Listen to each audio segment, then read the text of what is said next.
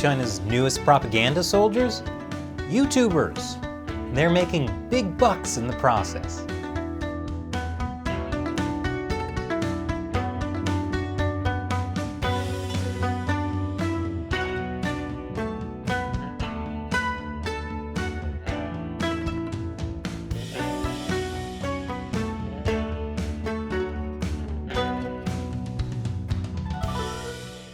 Welcome to China Uncensored, I'm Chris Chappell.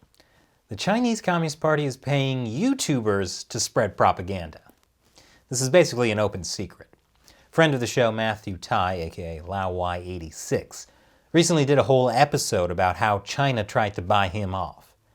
But now we're finally getting to understand the scope of it, thanks to this new report by the Australian Strategic Policy Institute. They found that Chinese state entities have supported influencers in the creation of social media content in Xinjiang, as well as amplified influencer content that supports pro-CCP narratives. In other words, the Chinese regime is paying YouTubers to hawk their communist propaganda, and then spreading those YouTube videos using state-run media channels. One of these YouTubers, talking about Xinjiang, said there's no proof of genocide. There's no proof of atrocity. All this has been debunked many times. Another said, no one in the West could possibly imagine that China would be this successful. And this is the big reason why Western media is always attacking China. And then there's the YouTuber who said, maybe it was America that was first to infect the world with coronavirus. It's like the Global Times is speaking through the mouths of Western expats. Because to be clear, these aren't Chinese people the party got to set up YouTube accounts. These are foreigners in China who have their own YouTube channels. You'll notice I didn't show the videos or name names here. Why?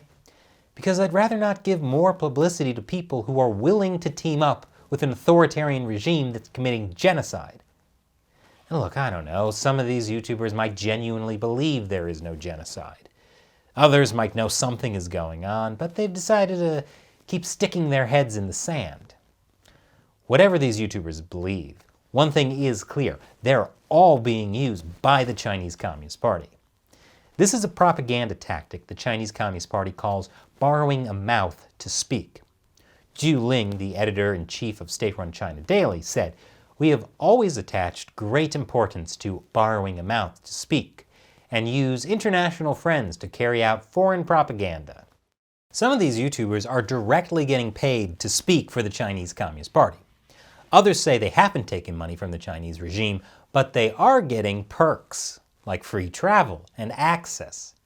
Their videos are also promoted by Chinese state-run media. Still, it turns out, selling out to the Chinese Communist Party hasn't made these channels that successful. Together, 6 of the most popular of these influencers have garnered more than 1 million subscribers. Wow, 1 million subscribers between the top 6 of them. So how is the Chinese Communist Party using these YouTubers to spread their propaganda? I'll give you the rundown after this quick commercial break, which I sure hope is there because I'm certainly not getting any money from the party. Welcome back. So let me give you the rundown of how the Chinese Communist Party is using these YouTube influencers to push their propaganda. The first big clue is that these YouTubers are allowed access to places in China that Western journalists are banned from, like Xinjiang. That's where China has put more than 1 million ethnic Uyghur Muslims into concentration camps, which an independent tribunal just ruled was genocide. But guess what? When China is paying for your trip to Xinjiang, you don't get to see these massive concentration camps, which is fine because you can actually see them from space. But according to these YouTubers, Xinjiang is actually a great tourist destination with amazing cotton and happy dancing Uyghurs. In fact, Serpent Zede did a video where he showed footage from these YouTubers dancing with locals in Xinjiang, including them getting in each other's shots because they were all on the same state-sponsored Xinjiang tour. What kind of state-sponsored tour? The party provides free hotels and payment from city and provincial authorities. One YouTuber said they pay for travel, they pay for accommodation, they pay for food. But there's a reason the Communist Party prefers to get all of these influencers on state-arranged tours. And it's not just because state-run media reporters can then happen to find these foreigners in Xinjiang and interview them for more propaganda. It's also because when the party drives people around, it's easier to keep them away from things they shouldn't see, like those concentration camps. For example, according to the ASPI report, one Singaporean vlogger accidentally filmed 7 separate detention facilities as his plane was landing in Xinjiang. Whoops. Despite going on these state-sponsored trips, while some of these YouTubers acknowledge that they have accepted financial support from state entities, they say this does not make them mouthpieces for Beijing. They may not think they're a mouthpiece, but the Chinese Communist Party sure uses them like one. That's why the party manipulates YouTube's algorithms to drive traffic to these videos. How? Well, the more a video gets shared on other social media platforms, the more YouTube's algorithms will push a video. As a former Google engineer who helped develop these algorithms said, dictatorial countries can centralize their understanding of the algorithm and use it to boost all their channels. The Chinese Communist Party is using its own massive social media network, and in many cases also fake accounts, to amplify these videos. One YouTuber had his video about Xinjiang shared on Facebook and Twitter by at least 35 accounts run by Chinese embassies and official news outlets. In total, the accounts have roughly 400 million followers. And on YouTube, more views means more money. And those eyeballs can also help influencers land sponsorship deals with big brands, as several of the pro-China YouTubers have done. The New York Times reached out to YouTube for comment. YouTube told the Times that it hadn't found evidence that these creators were linked to coordinated influence operations. Then they must not be looking too hard. YouTube does label channels run by government-funded news organizations, as you can see here in this video from CGTN. What's happening inside the so-called re-education camps in Xinjiang?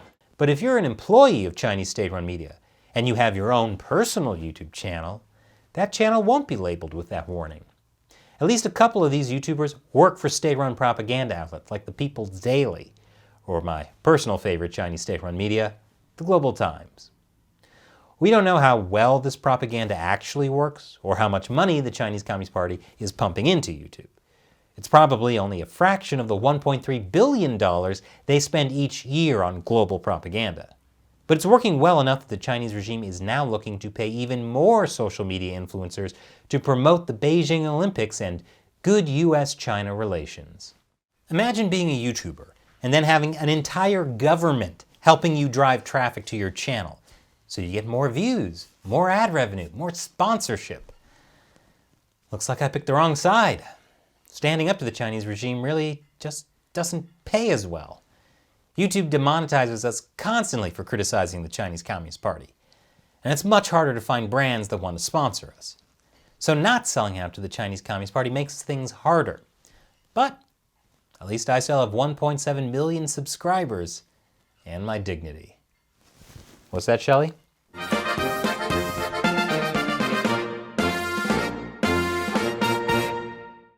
Okay, at least I still have 1.7 million subscribers. And all of you help us keep China Uncensored going by subscribing, watching our videos, liking our videos, and directly supporting our channel. Viewer support makes up the majority of our funding through the crowdfunding websites Patreon and Locals. We just couldn't run the show without you. I call you guys the China Uncensored 50-cent army because you're the antidote to the Communist Party's paid army of trolls. Your support lets me say it like it is about China and the Chinese Communist Party. So, as a way of saying thanks, I answer a question from one of you on Patreon or Locals. Today's question comes from SR Hayden on Patreon. Hey Chris, fellow NYU alum here, love the channel. My question is about what Taiwan could do to prevent or avenge a CCP invasion. Would be to launch conventional missiles against the Three Gorges Dam? CCP may take Taiwan anyway, but it will cost them their empire to do so, and their victory would taste as bitter as defeat. Thoughts on that strategy? Only a fellow NYU alum could come up with such a dastardly strategy. But here's the thing, Taiwan would never do something like that. Blowing up the Three Gorges Dam would kill millions of innocent Chinese people.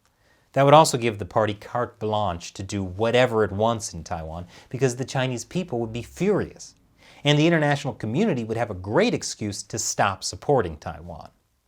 Taiwan is a vibrant democracy that values human life and freedom. It's the Chinese Communist Party that considers people expendable. Thanks for your question, S.R. Hayden, and thanks for your support. And if you'd like to hear your question answered on the show, plus get some other perks, you can join the China Uncensored 50 Cent Army on patreon.com/China Uncensored or locals.com/China Uncensored. Once again, I'm Chris Chappell. See you next time.